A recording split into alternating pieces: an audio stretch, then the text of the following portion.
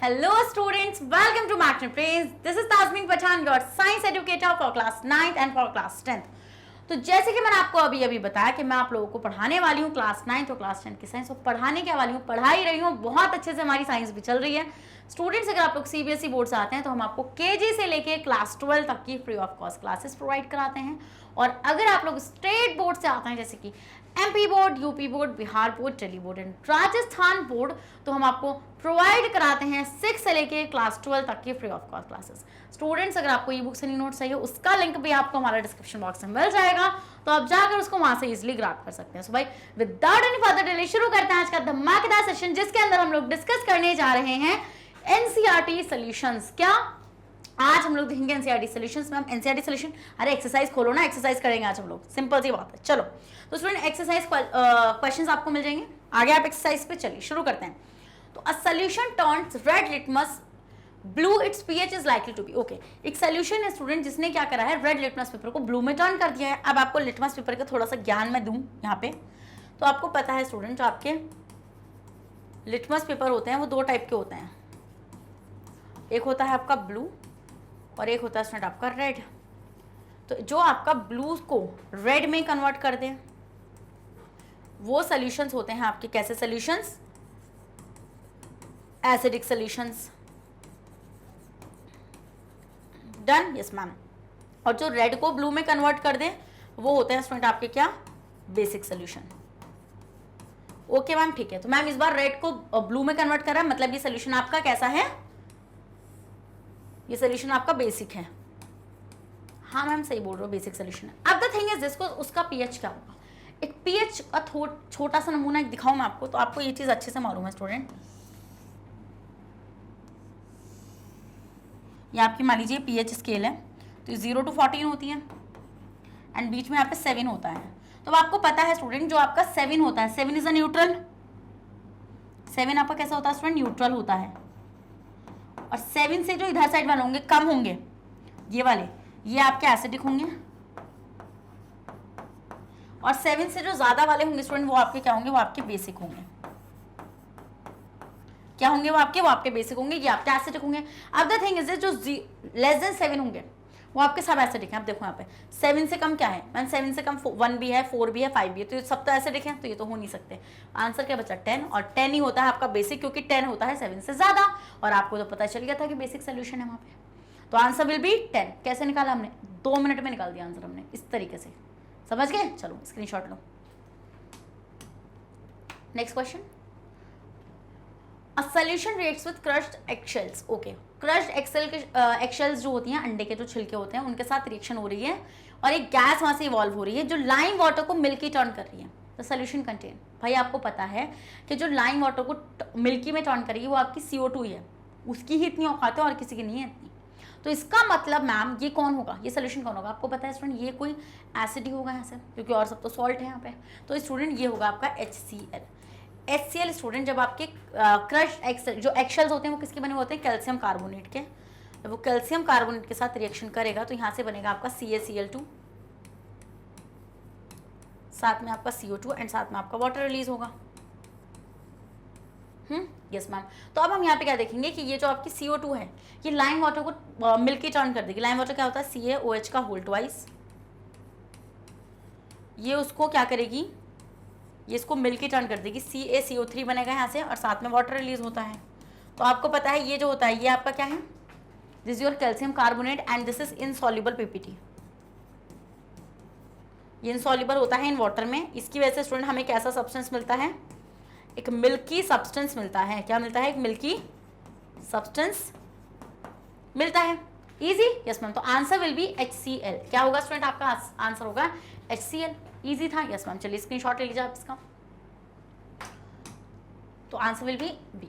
Next आते हैं student question number 3 और देखते हैं क्वेश्चन नंबर 3 क्या है। ये बोल रहे हैं 10 ml solution of NaOH is found to be completely neutralized by 8 ml of a given solution of HCl। ये बोल रहे हैं हमें 10 ml solution लगा है NaOH का, किसको, 8 ml HCl को न्यूट्रलाइज करने के लिए। Okay, so if we take 20 ml of the same solution, तो अगर ये बोल रहे हैं कि अब हम लोग 20 ml लेंगे NaOH को, तो कितना amount HCl solution required to neutralise it will be. तो कितना अमाउंट हमें लगेगा क्या HCl का इसको न्यूट्रलाइज करने के लिए, एज सिंपल एज दैट। खुद सोचो, थोड़ी सी बिल्कुल बेसिक मैथ्स, अगर 10 ml सोल्यूशन हमें NaOH का लगा है, किसको न्यूट्रलाइज करने के लिए? 8 ml सोल्यूशन HCl को न्यूट्रलाइज करने के लिए। तो अगर 10 ml आपको 8 ml को न्यूट्रलाइज करने के लिए लगा है, तो 20 ml कितने में लगेगा?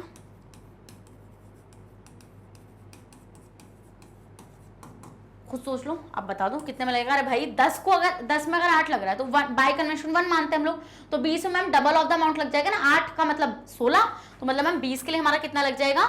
16 ml लग जाएगा न्यूट्रलाइज करने के लिए। तो मतलब आंसर कितना हो जाएगा स्टूडेंट आपका? 16 विल बी द आंसर। भाई पता है बच गए तुम यहाँ पे कि बाय कन्वेंशन यहाँ पे 10 ले रखा था, क्योंकि 10 और 1 इजी हम लोग सॉल्व कर लेते हैं। जैसे 1 ml को न्यूट्रलाइज करने में कितना लगता है? 8/20। इस तरीके से करते हैं ना हम लोग इसको सॉल्व। चलो स्क्रीनशॉट लो इसका। नेक्स्ट आता है आपका next question, which of the following types of medicine is use for treating indigestion. Indigestion क्या होता है? पेट में एसिडिटी हो जाना। इनडाइजेशन का मतलब क्या होता है?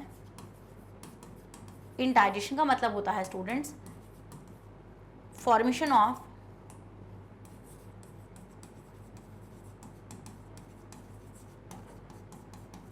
excess acid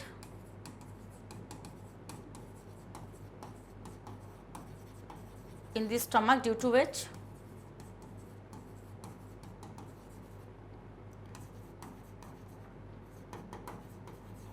burning of stomach,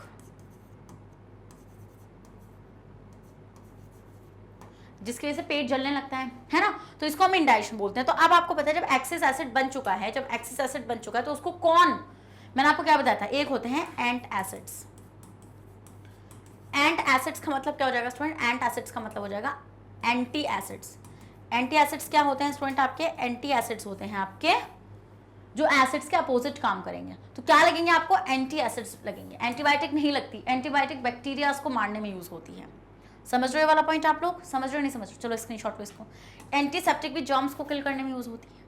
next आते हैं स्टूडेंट आपका question number 5th, write the word equation and then balanced equation for the reaction taking place. Okay, आप ये आपको गिवन है इक्वेशन, इनके लिए आपको इक्वेशन भी लिखनी है और उसको बैलेंस भी करके दिखाना है। बहुत ईजी है, हाँ चलिए। तो dilute sulphuric acid react with zinc granule. तो आपका HCl जिंक के साथ रिएक्शन कर रहा है। Zinc is what? Zinc is metal. And ये क्वेश्चन आ गया प्रॉपर्टीज ऑफ एसिड से। कहाँ से आया स्टूडेंट्स? ये क्वेश्चन आपका प्रॉपर्टीज ऑफ एसिड से क्वेश्चन आपको मिल चुका है। तो अगर आप HCl की रिएक्शन मेटल से कराएंगे तो आपको क्या मिलेगा यहाँ पे? मैम यहाँ पे सॉल्ट मिलेगा हमें और साथ में हमें हाइड्रोजन गैस मिल जाएगी। Yes ma'am. तो चलिए करते हैं पहला पार्ट। तो डाइल्यूट HCl, तो HCl रिएक्शन कर रहा है जिंक के ग्रैन्यूल के साथ, तो Zn। तो जब एक मेटल, ये है आपका एक मेटल और ये स्टूडेंट आपका एक एसिड, जब एक एसिड एक मेटल के साथ रिएक्शन करता है तो क्या बनेगा? मेटल का सॉल्ट और साथ में हाइड्रोजन गैस। तो बनेगी यहाँ पे ZnCl2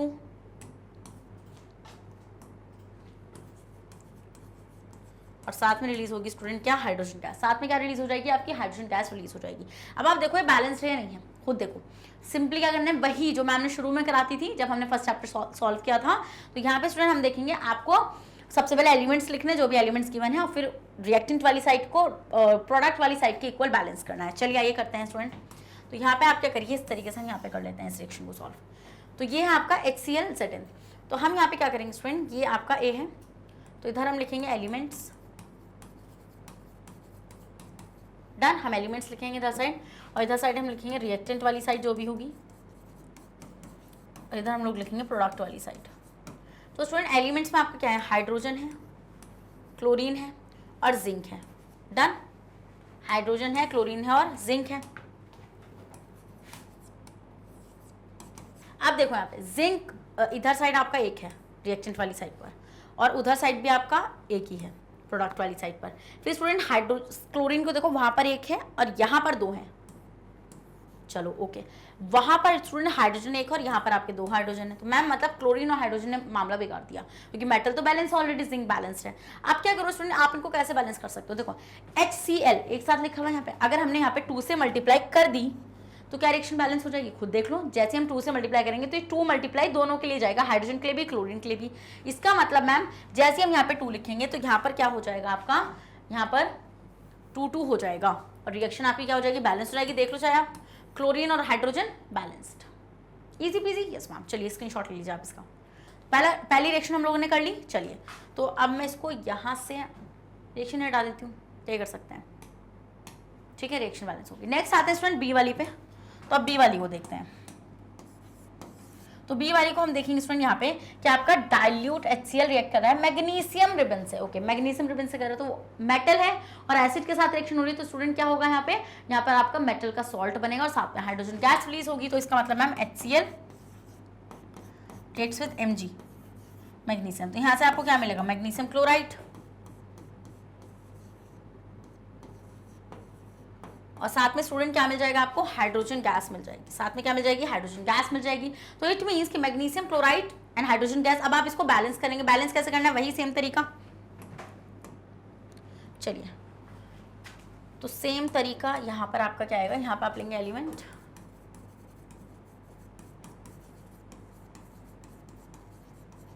ये आपका रिएक्टेंट और यहाँ पर आएगा आपका प्रोडक्ट। यस मैम, तो एलिमेंट इज व्हाट, मैग्नीशियम है आपके पास, क्लोरीन है और हाइड्रोजन है। डन, ऐसी बैलेंस करेंगे जैसे हमने वो करी थी। तो यहाँ पे Mg एक है और उधर साइड भी Mg एक है।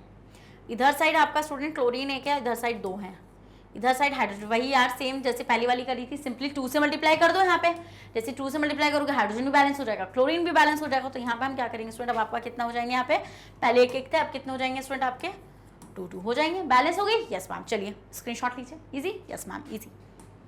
नेक्स्ट क्वेश्चन पे आते हैं स्टूडेंट, आपका H2SO4 एल्यूमिनियम पाउडर के साथ रिएक्ट कर रहा है। चलिए तो आपका H2SO4 एल्यूमिनियम पाउडर के साथ रिएक्ट कर रहा है। सी H2SO4 reacts with aluminium powder Al। तो स्टूडेंट हम देखेंगे यहाँ पे एल्यूमिनियम का सॉल्ट बनेगा Al2SO4 का होल थ्राइस, और साथ में हाइड्रोजन गैस रिलीज होगी क्योंकि आपका मेटल एक एसिड के साथ रिएक्शन कर रहा है। तो अब हम इसको बैलेंस करेंगे एज इट इज। चलिए तो उधर साइड वही element,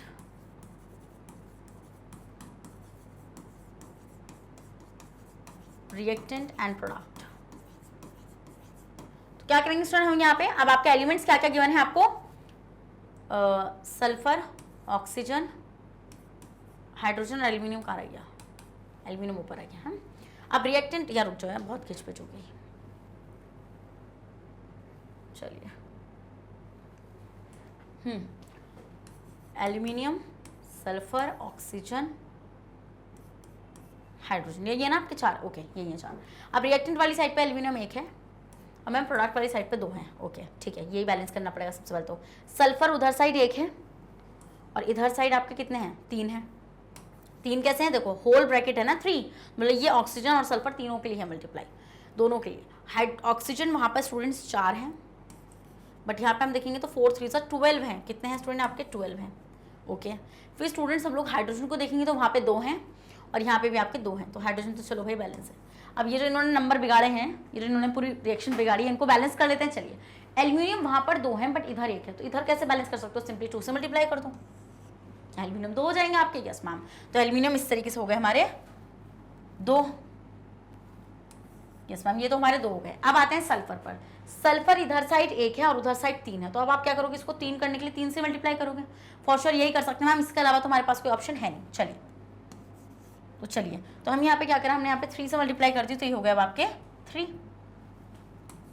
yes ma'am, but the thing is this, जैसे हमने यहाँ पे 3 किया, तो अब चलो पहले ऑक्सीजन देख लेते हैं। हाइड्रोजन का नंबर बिगड़ गया, अब यहाँ पे ये 6 हो जाएंगे आपके। अब हाइड्रोजन कितने हो जाएंगे अब आपके, अब यहाँ पे 6 हो जाएंगे आपके हाइड्रोजन। देखो 3 2 जा 6 आपके हाइड्रोजन हो जाएंगे। यस, उसके बाद स्टूडेंट अब आप देखोगे यहाँ पे कि ऑक्सीजन को देखो, तो ऑक्सीजन अब कितने हो गए, 4 3 जा 12, 4 3 जा 12 और यहाँ पे 4 3 जा 12। तो मैम ऑक्सीजन तो खुद ही बैलेंस हो गए यहाँ पे, तो ये आपके ऑलरेडी बैलेंस हो गए, 12 हो गए ना यहाँ पे। अब हाइड्रोजन का नंबर जो बिगड़ा है उसको सुधारो ना, ये 2 है यहाँ पे। तो स्टूडेंट किस तरीके से हाइड्रोजन बैलेंस कर सकते हो, वहाँ पे कितने हाइड्रोजन है, 3 2 जा 6।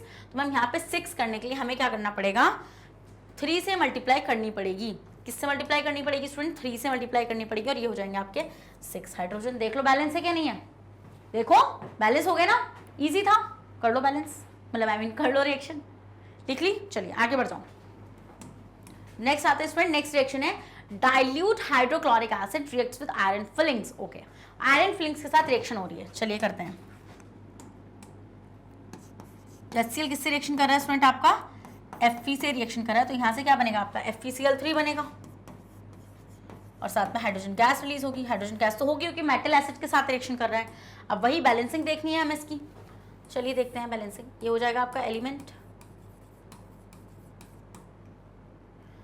रिएक्टेंट, और ये हो जाएगा स्टूडेंट्स क्या आपका प्रोडक्ट। तो एलिमेंट कितने कितने प्रेजेंट है आपके? FeClH, बस ये 3 ही है। अब इधर साइड Fe एक है और इधर साइड भी Fe एक है। चलो मैम Fe तो बैलेंस्ड है। उधर साइड क्लोरीन एक है, इधर साइड 3 क्लोरीन है। ओहो हो भाई साहब 3 हो गए। उधर साइड एक है ये और इधर साइड ये जनाब 2 है। चलिए बैलेंस करते हैं। अब हम कैसे बैलेंस करेंगे इसको? देखो Fe तो बैलेंस्ड है। अब आते हैं क्लोरीन पे। तो क्लोरीन यहाँ पे 3 है, वहाँ पे कितने स्टूडेंट आपके? 1 है। तो हम यहाँ पे अगर 3 से मल्टीप्लाई करेंगे तो 3 क्लोरीन हो जाएंगे। ओके मैम, तो यहाँ पे अब आपके 3 हो जाएंगे, 3 हो जाएंगे अब ये क्लोरीन आपके। ठीक है, इस मैम ये 3 क्लोरीन हो जाएंगे। अब हाइड्रोजन को देखेंगे तो मैम हाइड्रोजन बिगड़ गए। पहले वहाँ पे 1 हाइड्रोजन था, अब वहाँ पे 3 हाइड्रोजन हो गए। इधर साइड हो गए 3 हाइड्रोजन हो गए। तो अब मैम 3 हाइड्रोजन तो रख नहीं सकते, तो हमें बैलेंस करना पड़ेगा। तो अब हम इसको कैसे बैलेंस करेंगे? अब हमें ये बैलेंस करना पड़ेगा कि मैम हम इधर साइड बैलेंस कर सकते हैं, बड़े नंबर को ईजिली, मतलब कि छोटे नंबर को बड़ा बना सकते हैं ना। तो इधर अगर आप कैसे बैलेंस कर सकते हो? यहाँ पे आपके 3 है, यहाँ पे आपके 2 हैं, तो 6 कर लो इधर साइड। 3 2 6, तो उधर 6 करना आसान हो जाएंगे आपके लिए। चलिए, क्योंकि HCl साथ में तो क्लोरीन भी इजीली 6 हो सकते हैं। तो हम यहाँ पे क्या देखेंगे स्टूडेंट? अगर हम यहाँ पे 3 से मल्टीप्लाई करेंगे तो ये हो जाएंगे 3 2 6, तो यहाँ हो गई आपके 6। अब यहाँ पर भी आपने जैसे यहाँ पे आपने 6 किया स्टूडेंट, तो वहाँ पर भी आपको 6 करने पड़ेंगे। तो इजीली बस एक ही नंबर से आपको मल्टीप्लाई करनी है यहाँ पे 6 से। तो 6, तो मतलब मैम हाइड्रोजन यहाँ पर भी आपके कितने हो जाएंगे? 6 हो जाएंगे। और क्लोरीन भी अब आपके कितने हो जाएंगे स्टूडेंट? आपके 6 हो जाएंगे। But the thing is this ma'am, chlorine यहाँ पर तो 6 हो गए, बट इधर साइड क्लोरीन का नंबर बिगड़ गया। यहाँ पे हमने 6 कर दिए, बट इधर साइड भी करेंगे तो हम यहाँ पे 2 से मल्टीप्लाई करेंगे। तो मैम अब Fe का नंबर बिगड़ गया, कोई नहीं, Fe कर दो प्रोडक्ट में 2, तो यहाँ पे आप 2 से मल्टीप्लाई कर दो Fe की, तो ये कितना हो जाएगा आपका 2। लो, कर दिया हमने रिएक्शन बैलेंस पूरी। इजी, हमने रिएक्शन को इस तरीके से पूरा पूरा बैलेंस कर दिया। ले लो आप इसका स्क्रीनशॉट। तो भाई ये चैप्टर का हमारी प्रॉपर्टीज भी रिवाइज हो गई और पिछले चैप्टर भी रिवाइज हो गया बैलेंसिंग का। हाँ यस मैम। चलिए तो देखेंगे आंसर वही Zn H2SO4, ये तो ऑलरेडी बैलेंस ही आपकी रिएक्शन। यहाँ पे हम लोग देखेंगे MgHCl, MgCl2 और H2। नेक्स्ट वाले में 2 3 और नेक्स्ट वाले में 2 6 2 3। डन, आगे बढ़ जाए। चलिए आगे बढ़ जाते हैं। चलिए तो आपकी बैलेंस्ड हम लोग देख लेते हैं साइड रिएक्शंस को चेक करके। ये हमारी ये वाली थी, कौन करेगा भाई इनको बैठ के चेक। नेक्स्ट आएंगे student, compound such as alcohol and glucose also contain hydrogen but are not categorised as acids. Student देखिए ये बोलते हैं कि कंपाउंड जो आपके जैसे अल्कोहल्स और ग्लूकोज हैं, ये क्वेश्चन बहुत आता है बोर्ड में, ये इनके पास हाइड्रोजन है बट फिर भी एसिड्स क्यों नहीं है? आपको ये बताना है कि एक्टिविटी के थ्रू। चलिए आइए, तो स्टूडेंट आपको क्या करना है, आपको एक एक्टिविटी यहाँ पे परफॉर्म करनी है। आपको लेना है एक बीकर। क्या लेना है स्टूडेंट्स? आपको एक बीकर लेना है। ओके, और इस बीकर में ना यहाँ पर ऐसे नीचे एक रबर स्टॉपर लेना है और इसमें 2 आयरन की नेल लगा लेनी है। क्या? 2 आयरन की नेल आपको इसके अंदर ऐसे लगा लेनी है और इनसे इस तरीके से वायर्स को भी कनेक्ट कर देना है।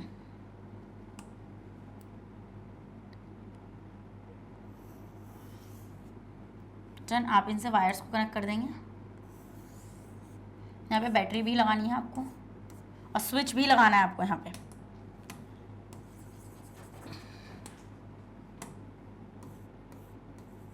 ओके चलिए, अब उसके बाद यहाँ पे आपको एक बल्ब भी लगाना है।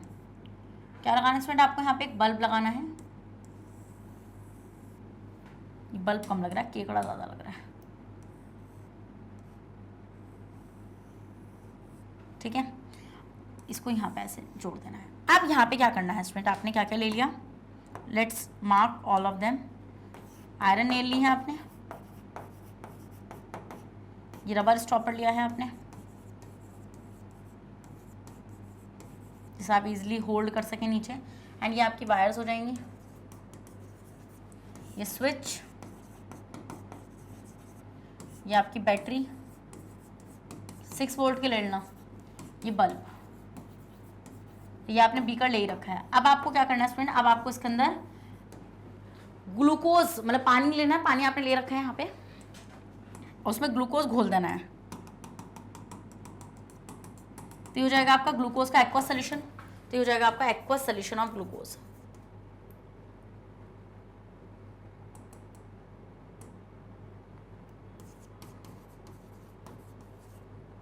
ग्लूकोज का एक्वा सोल्यूशन ये आपका हो जाएगा। Yes ma'am. अब आपने जैसे घोला तो अब आप देख रहे हो, आप वेट करो, बल्ब जलेगा, बल्ब जलेगा, बल्ब जल नहीं रहा, बल्ब नहीं जल रहा, बल्ब बहुत देर हो गई, बल्ब नहीं जल रहा।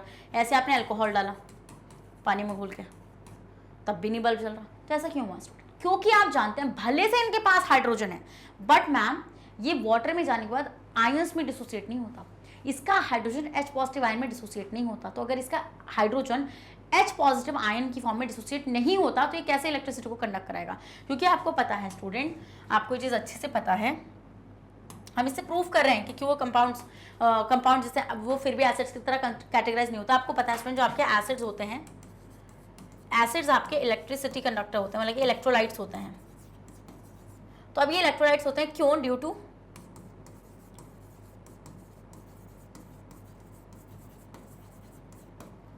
Movement of ions. आयंस की मूवमेंट की वजह से स्टूडेंट हम लोग देखते हैं कि एसिड्स जो होते हैं आपके वो कैटेगराइज होते हैं एज इलेक्ट्रोलाइट्स, है ना। But the thing is this, के क्या ग्लूकोज और अल्कोहल ये आयंस पर डिसोसिएट हो रहे हैं? नहीं, ये आपके डिसोसिएट नहीं हो रहे हैं इनटू आयंस। जब आप इनको रिजॉल्व कर रहे हैं, when you resolve, when we dissolve them in water, it will not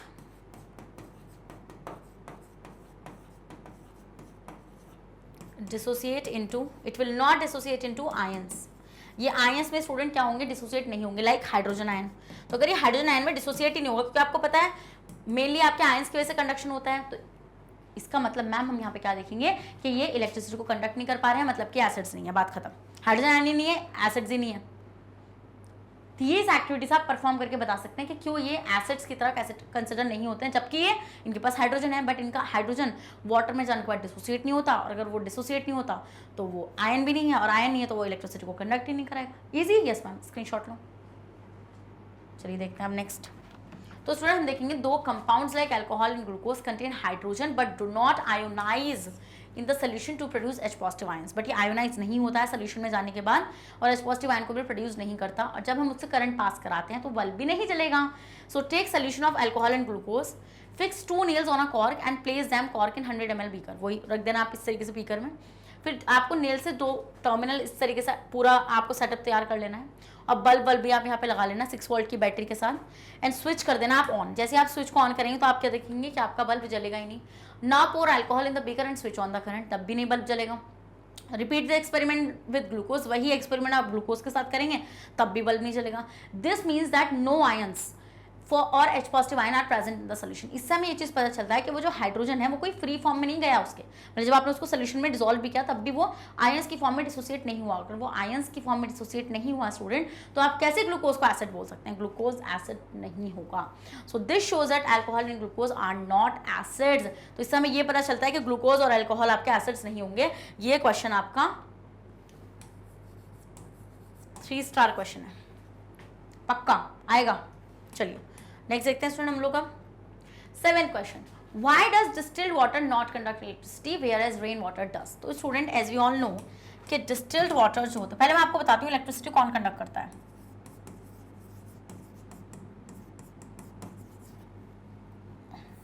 दो सब्सटेंसेस कैन कंडक्ट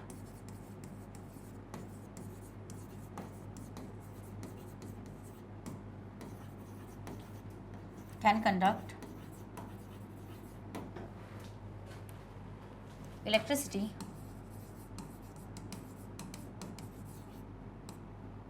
ऐसे सब्सटेंसेस स्टूडेंट जो इलेक्ट्रिसिटी को कंडक्ट करेंगे वो उनके पास क्या होना चाहिए? फ्री आयंस, उनके पास फ्री आयंस होने चाहिए। वही जो आपके सब्सटेंसेस होंगे वही इलेक्ट्रिसिटी को कंडक्ट कर सकते हैं। समझ गए वाला पॉइंट? Yes ma'am. तो इसका मतलब हम लोग देखते हैं कि डिस्टिल्ड वाटर और रेन वाटर में यही एक डिफरेंस है कि आपका जो डिस्टिल्ड वाटर होता है स्टूडेंट वो आयन फ्री होता है, मतलब उसमें आयंस ही नहीं होते हैं डिस्टिल्ड वाटर बिल्कुल, और रेन वाटर में आपके आयंस होते हैं, इसमें आपके आयंस नहीं होते हैं, और इसमें आपके आयंस होते हैं। तो अगर आयंस हैं तो आयंस के मूवमेंट की वजह से स्टूडेंट हम क्या देखेंगे? इलेक्ट्रिसिटी कंडक्ट हो जाएगी, बट डिस्टिल्ड वाटर कंडक्ट नहीं कर पाएंगे। As simple as that, electricity conduct होने का रीजन ही यही होता है। तो distilled water does not conduct electricity because it does not contain any ionic compound, but rain water में आयोनिक कंपाउंड्स होते हैं। Rain water while falling on the earth through the atmosphere dissolve in acidic gases. हम ये देखते हैं student आपकी जो acidic gases होती हैं जब वो ऊपर से आ रही हैं तो एसिडिक गैसेज जैसे आपकी CO2 जब वो मिलती है आपस में तो वो क्या बना लेती है, कार्बोनिक एसिड बना लेती हैं, और कार्बोनिक एसिड H पॉजिटिव और HCO3 नेगेटिव में डिसोसिएट हो जाता है। तो मिल गया ना आयंस इनको इलेक्ट्रिसिटी कंडक्ट कराने के लिए। Yes ma'am. So rain water falling to the earth through the atmosphere dissolves an acidic gas carbon dioxide from the air and form carbonic acid. और क्या बनाएगा स्टूडेंट आपका ये कार्बोनिक एसिड का फॉर्मेशन कर लेता है। Carbonic acid provides hydrogen ions. हम ये देखते हैं स्टूडेंट कार्बोनिक एसिड जो होता है आपका वो हाइड्रोजन आयन को प्रोड्यूस कर देता है and carbonate ions to rain water. Hence due to presence of carbonic acid which provide ions to rain water. इन आयंस की वजह से स्टूडेंट इन आयंस की वजह से हम लोग क्या चीज ऑब्जर्व करते हैं कि रेन वाटर आपका इलेक्ट्रिसिटी कंडक्टर होता है बट आपका डिस्टिल्ड वाटर इलेक्ट्रिसिटी कंडक्टर नहीं होता, क्योंकि मैम उसमें कोई आयोनिक कंपाउंड ही नहीं होता है, और जब कोई आयोनिक कंपाउंड नहीं होता है स्टूडेंट तो हम देखते हैं कि वो आयंस में भी नहीं ब्रेक डाउन होता। इजी। चलिए नेक्स्ट देखते हैं हम लोग। Next question, Why do acids not show acidic behavior in the absence of water? Acid जो होते हैं स्टूडेंट वो बिना पानी के अपने एसिडिक बिहेवियर को क्यों शो नहीं कर पाते? ये बात आप अच्छे से जानते हैं स्टूडेंट, क्योंकि जब आप उसको पानी में डिसॉल्व करते हैं तभी वो आयंस में डिसोसिएट होते हैं, है ना, और अगर पानी नहीं होगा तो वो डिसोसिएट ही नहीं होंगे आयंस में। तो इसका रीज़न क्या हो जाएगा कि वाटर में आपके जो एसिड्स होते हैं वो डिसॉल्व हो जाते हैं into the ions। आयंस में स्टूडेंट आपके वाटर मतलब जो एसिड्स होते हैं वो डिसॉल्व हो जाते हैं आयंस की फॉर्म में, बट विदाउट वाटर। ये चीज मैंने आपको बहुत डिटेल में पढ़ाई थी कि बिना पानी के एसिड्स कभी भी क्या अपना एसिडिक बिहेवियर क्यों नहीं शो कर पाते? इसी वजह से वो अपने एसिडिक बिहेवियर को शो नहीं कर पाते हैं, क्योंकि वो डिसोसिएट, जब आप पानी नहीं होगा तो वो डिसोसिएट किस में होंगे? हाँ, कैसे टूटेंगे वो? तो हम ये देखते हैं without water acids not dissociate into the ions. समझ में आई वाली चीज आप लोगों को? डन। चलिए स्क्रीनशॉट लीजिए। देखेंगे स्टूडेंट हम लोग यहाँ पे the acidic behaviour of acid is due to presence of hydrogen ion. आपको पता है स्टूडेंट जो एसिडिक बिहेवियर होता है किसी भी एसिड का वो हाइड्रोजन आयंस की वजह से होता है, और वो आपको कब मिलते हैं? जब आप उन एसिड्स को पानी में डिसॉल्व करते हो। तो the acid produces hydrogen ion only in the presence of water. सिर्फ ये जो हाइड्रोजन आयन को प्रोड्यूस करते हैं पानी के प्रेजेंस में ही करते हैं। So in the absence of water, जब पानी नहीं होता तो acid will not form hydrogen ion. तो हम यहाँ पे क्या देखेंगे स्टूडेंट? एसिड्स कभी भी हाइड्रोजन आयन को फॉर्म नहीं करेंगे और वो एसिडिक बिहेवियर को भी शो नहीं करेंगे। क्या स्टूडेंट्स? वो एसिडिक बिहेवियर को भी शो नहीं करेंगे। समझ में आया वाला point? Yes ma'am. Next question. चलिए तो next question student 5 solution A B C D E when tested with universal indicator shows pH as 4, 1, 11, 7 and 9 respectively which solution is। अब ये बोल रहे हैं इसमें से कौन सा सोल्यूशन क्या होगा? देखो सिंपल सी बात है, पूरा pH का कॉन्सेप्ट रिवाइज करा दूंगी, आ जाओ मेरे साथ। स्टूडेंट आप लोग अच्छे से जानते हैं कि आपकी एक pH स्केल होती है। यस मैम, एक हमारी pH स्केल होती है, और वो जो आपकी pH स्केल होती है वो आपको पता है 0 से लेके 14 तक होती है। कितनी होती है? 0 से लेके 14 तक होती है। तो इट इज़ लाइक अ 7, और जो 7 से कम होते हैं आपके नंबर 7 पे तो न्यूट्रल होती है। मतलब अगर किसी सोल्यूशन का pH 7 आएगा तो वो कंपाउंड न्यूट्रल है, ना ही वो एसिडिक और ना ही वो बेसिक है। Yes ma'am. तो स्टूडेंट यहाँ पर हम क्या देखेंगे? ये हो जाएगा आपका एसिडिक, और यहाँ पर स्टूडेंट हम लोग क्या देखेंगे? 7 to 14 आपका कैसा हो जाएगा स्टूडेंट्स? आपका बेसिक हो जाएगा। कैसा हो जाएगा? आपका बेसिक हो जाएगा। डन। Yes ma'am. उसके बाद ये बोल रहे हैं आपको कौन कौन सा pH गिवन है, तो आपको पता है यहाँ पे 1, 2, 4, 5, 6, 8, 9, 10, 11, 12 और 13। डन। ओके। अब ये बोल रहे हैं स्टूडेंट आपको सोल्यूशन जो गिवन है ABCDE, जब इनको टेस्ट किया गया है यूनिवर्सल इंडिकेटर्स आपको पता है ना क्या होते हैं यूनिवर्सल इंडिकेटर? मैम जब कलर चेंज किया होगा, जब उन्होंने सोल्यूशन में डाला होगा उस पेपर को, कलर पेपर जो आता है, तो उसने कलर चेंज किया होगा, फिर जाके उन्होंने उसका pH निकाला होगा, मैच किया होगा pH चार्ट से जाके। Yes ma'am. तो उनके pH ये आए हैं, तो एक का है 4, 1। चलिए हम ना यहाँ पे ऐसे मार्क कर लेते हैं जिससे हमें आसानी होगी करने में। तो 4, रुको कोई अलग ये ले लेते हैं, 1 है, 4 है, आपका 7 है, 9 है और आपका 11 है। Okay done. तो आपको पता ही है मैम, ये वाले एसिडिक होंगे, ये वाले बेसिक होंगे, सिंपल सी बात है। Yes ma'am. तो न्यूट्रल कौन सा है, कौन सा सोल्यूशन न्यूट्रल होगा, तो जिसका 7 होगा पीएच। तो हम ये देखते हैं यहाँ पे ए, यही लिख लेते हैं ना हम लोग, जिसका भी है। तो स्टूडेंट हम देखेंगे यहाँ पे 7, ए वाले का कितना है 4, तो ए वाले का ही हो जाएगा 4। बी वाले का कितना है स्टूडेंट 1, ओके। और सी वाले का है आपका 11, आपका डी वाले का है 7, और आपका जो 9 है वो है ई वाले का। आप लिख लीजिए, आपने सारा एक ही उसमें सॉल्व कर लिया। अब आप देखिए अब क्या होगा स्टूडेंट, न्यूट्रल कौन सा है, तो न्यूट्रल डी वाला होगा, तो आंसर यहाँ पे कितना हो जाएगा न्यूट्रल का, डी। यस। स्ट्रांगली एल्कलाइन, देखो आपको ये चीज अच्छे से मालूम है स्टूडेंट। एक और चीज मैंने आपको बताई थी, let me revise it you again, कि इधर साइड, जब हम इधर साइड जाएंगे तो हम ये देखेंगे कि जो आपकी कॉन्सेंट्रेशन है H पॉजिटिव आयन की, वो बढ़ जाएगी। और आपको पता है जो आपका पीएच होता है उसका फॉर्मूला होता है 1 upon the concentration of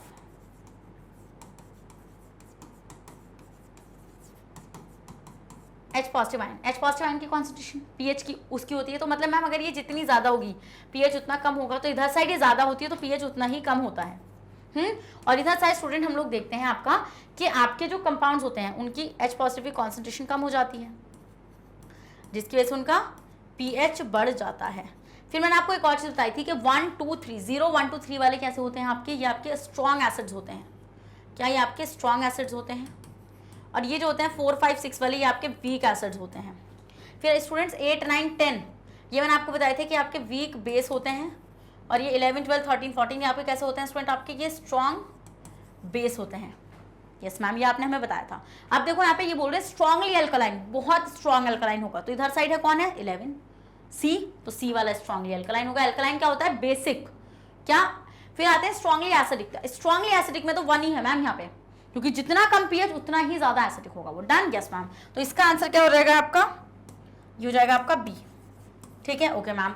next आते हैं वीकली एसिड। जो वीक एसिड होगा वो तो 4th ही होगा आपका, क्योंकि 4 ही गिवन है आपको। और वीकली बेस, वीक बेस कौन होगा स्टूडेंट आपका, ये होगा वीक बेस आपका 9th वाला ई। कर दिया हमने सॉल्व, ये देख लो मैंने यहाँ पे 4 लिख दिया। डन? Yes ma'am.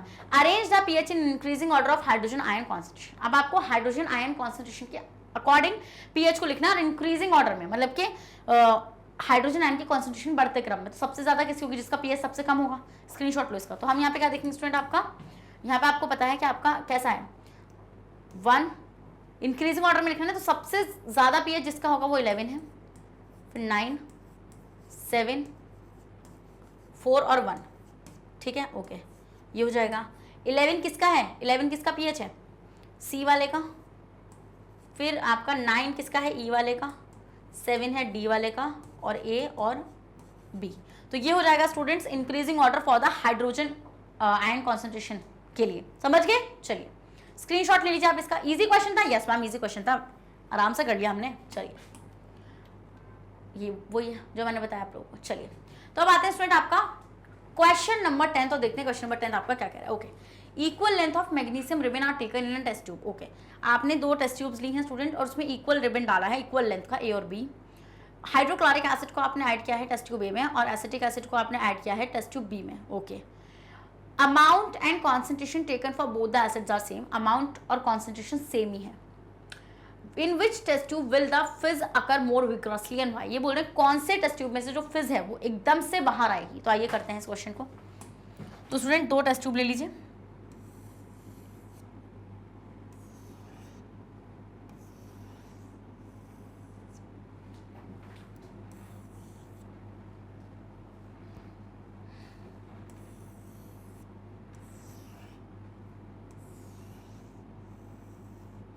ओके, ले लिया आपने। इसको आप ए मार्क कर दो। क्या बोला था इन्होंने, taken in test tube A, इसको आप ए मार्क कर लो और इसको आप बी मार्क कर लो।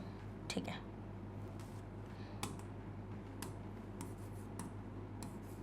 ए और बी आप इसको मार्क कर सकते हैं। डन? यस मैम, कर लिया हमने ए और बी मार्क। फिर एक में आपको क्या लेना, मैग्नीशियम रिबन तो आपको दोनों को इक्वल लेंथ का ही है। तो मान लो मैं ये ले रही हूँ, थोड़ा ग्रेड्स ले लेते हैं, but I don't have a colours, what to do. ये ले लेते हैं मैग्नीशियम रिबन।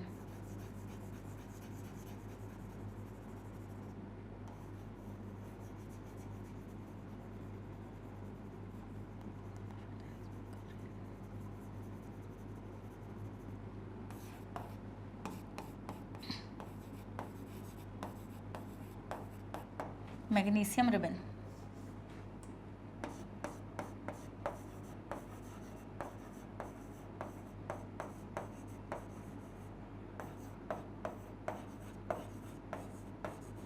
ओके ले लिया। अब आपने एक में HCl को ऐड करना है और एक में आपको किसको ऐड करना है, एसिटिक एसिड को। मान लीजिए रेड वाला एसिटिक एसिड है, ठीक है, ओके। या इसको वो बोल देते हैं एसिटिक एसिड। यार ए वाली में एसिटिक एसिड है ना आपका, वो ए वाली में HCl है, और ये आपका क्या हो जाएगा स्टूडेंट, ये हो जाएगा आपका एसिटिक एसिड।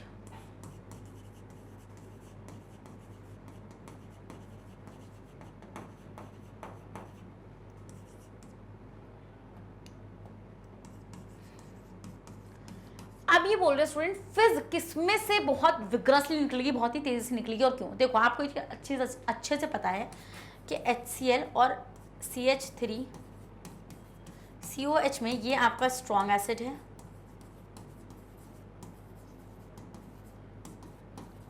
और ये आपका वीक एसिड है। क्या है स्टूडेंट, ये आपका वीक एसिड है। तो अब आपको अच्छे से पता है स्टूडेंट कि यहाँ पर जब आपका जो एसिड होता है जब वो मेटल के साथ रिएक्शन करेगा तो यहाँ पे हाइड्रोजन गैस बनेगी, तो वो हाइड्रोजन गैस एकदम से विग्रसली निकलेगी वहां से। But the thing is this, वो फिज जो क्रिएट हो रही है वो बबल्स हाइड्रोजन गैस की वजह से आ रहे हैं वहाँ पे, तो वो किस में तेजी से होगी, तो स्ट्रॉन्ग एसिड होगा।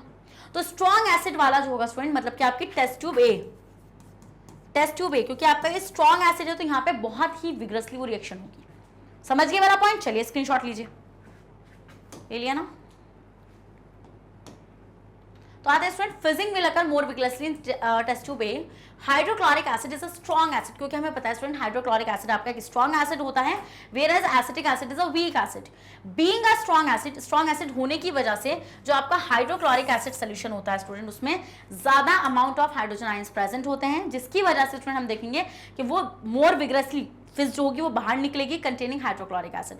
और फिज इज ड्यू टू द, मैंने आपको बताया ना फिज क्यों आ रही है, इवोल्यूशन ऑफ हाइड्रोजन गैस की वजह से आ रही है। तो which is formed by the action of acid, जो कैसे बनता है स्टूडेंट, मैग्नीशियम रिबन का जब एक्शन होता है एसिड के साथ तब आपकी हाइड्रोजन गैस का फॉर्मेशन होता है, क्योंकि मैग्नीशियम इज अ मेटल और एसिड तो आपको पता है एसिड मेटल रिएक्शन करेंगे तो सॉल्ट एंड साथ में क्या बनाएंगे, हाइड्रोजन गैस बनाएंगे। उस हाइड्रोजन गैस के बनने की वजह से वो रिएक्शन काफी विग्रस हो रही है। Easy, yes ma'am. Next question आता है स्टूडेंट क्वेश्चन नंबर 11 और देखते हैं।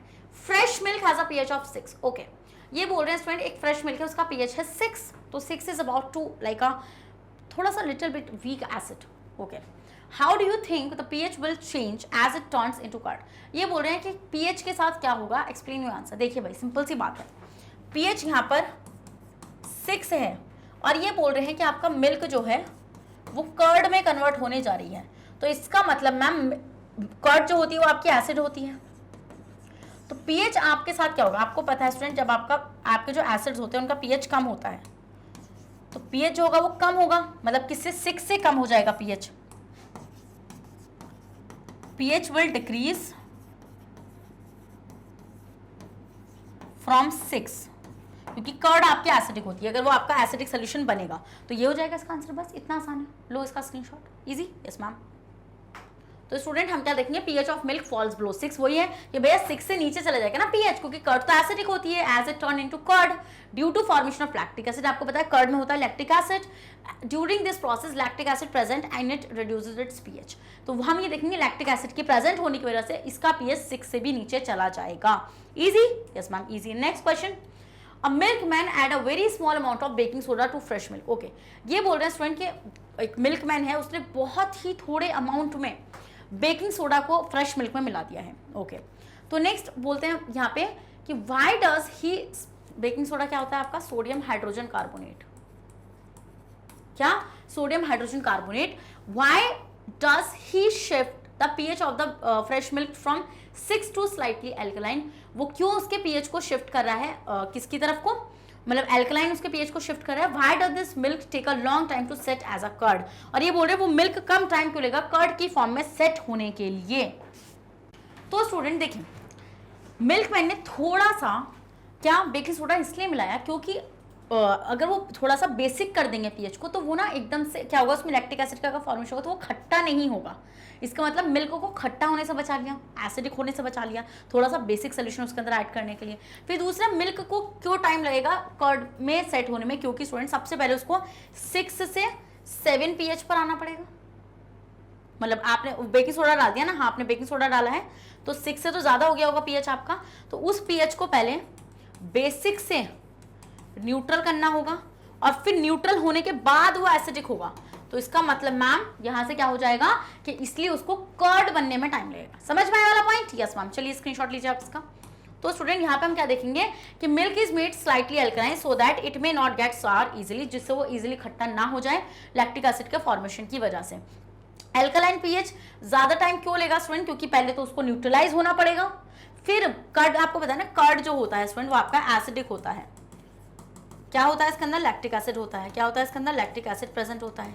तो ये एसिडिक होता है। तो हम यहाँ पे क्या चीज ऑब्जर्व करेंगे स्टूडेंट कि ज्यादा लंबा टाइम लगेगा, क्योंकि पहले इसको बेसिक से, जो हमने बेकिंग सोडा डाल के बेसिक किया था, उसको बेसिक से न्यूट्रल होना पड़ेगा, फिर न्यूट्रल से वो एसिडिक होगा।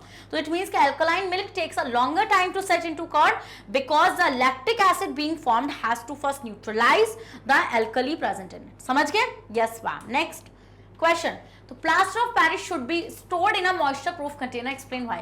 हमें प्लास्टर ऑफ पेरिस को मॉइस्चर प्रूफ कंटेनर्स में क्यों रखना चाहिए स्टूडेंट? इसका रीजन होगा क्योंकि मैम अगर उसमें मॉइस्चर चला जाएगा तो वो हाइड्रेशन मतलब हाइड्रेटेड हो जाएगा, और हम ये देखते हैं हाइड्रेटेड प्लास्टर ऑफ पेरिस होता है वो ज्यादा टाइम लेता है सेटिंग होने में, जिससे वो हमारे लिए यूजलेस हो जाता है बाद में। तो आंसर क्या हो जाएगा स्टूडेंट इसका? Plaster of Paris should be stored in a moisture proof container because the presence of moisture can cause slow setting of plaster of Paris by bringing about to its hydration. This will make the plaster of Paris useless after some time. और कुछ time बाद हम ये देखेंगे कि वो आपका useless हो जाएगा। समझ गए वाला point? Yes ma'am. Next, what is neutralization reaction? आपको पता है स्टूडेंट न्यूट्रलाइजेशन रिएक्शन क्या होती है? जब आपका एसिड जो होता है जब वो बेस के साथ रिएक्शन करता है स्टूडेंट, तो वो होती है आपकी क्या? न्यूट्रलाइजेशन रिएक्शन, क्योंकि आपका बनता है सॉल्ट प्लस वाटर। क्या बनता है स्टूडेंट? आपका सॉल्ट प्लस वाटर बनता है। तो ये होती है स्टूडेंट क्या? आपकी न्यूट्रलाइजेशन रिएक्शन।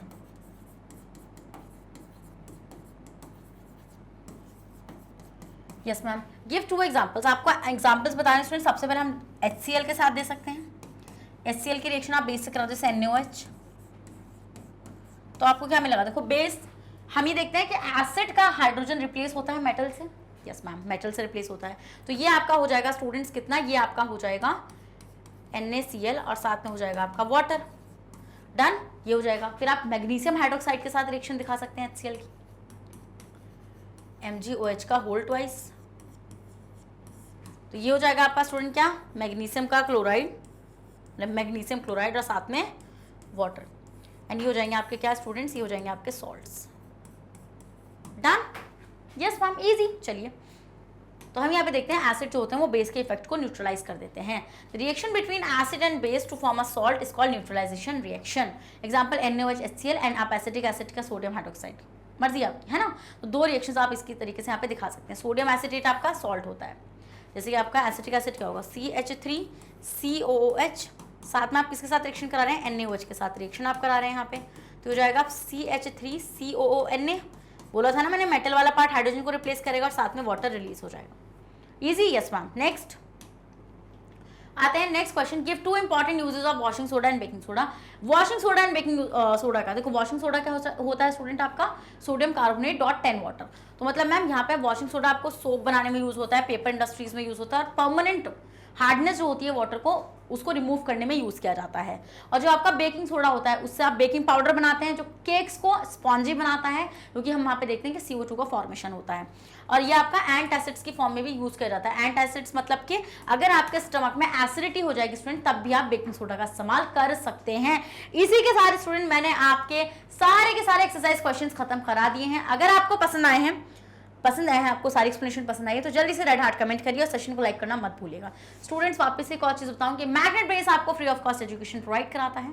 अगर आप लोग CBSE बोर्ड से आते हैं तो हम आपको KG से लेकर क्लास 12 तक की free of cost classes provide कराते हैं। और अगर आप लोग स्टेट बोर्ड से आते हैं, जैसे MP board, UP board, Bihar board, Delhi board and Rajasthan board, तो हम आपको प्रोवाइड कराते हैं 6 से लेकर क्लास 12 तक की free of cost classes. Students अगर आपको ई बुक से नोट्स चाहिए, उसका लिंक भी आपको हमारे डिस्क्रिप्शन बॉक्स में मिल जाएगा, तो आप जाकर उसको वहां से इजीली ग्रैब कर सकते हैं। और आप हमें फॉलो कर सकते हैं through YouTube, Facebook, Instagram, Twitter, Telegram and WhatsApp. इन सब के थ्रू आप हमें फॉलो कर सकते हैं। तो अब मैं मिलूंगी आपसे नेक्स्ट सेशन में, जब तक बने रहेगा मेरे साथ मैग्नेट ब्रेन्स पर। Thank you so much.